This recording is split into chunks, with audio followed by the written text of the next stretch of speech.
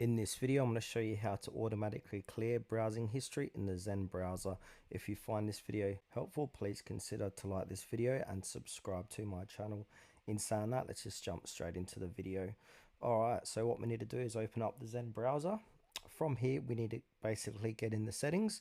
So look where there's three dots on my Zen browser version. It's on the top right hand corner of the page here, and click in the settings, the gear icon.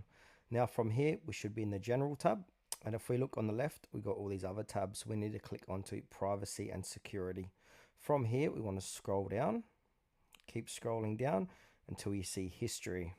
So if you want to automatically clear history when Zen closes, make sure that box is checked.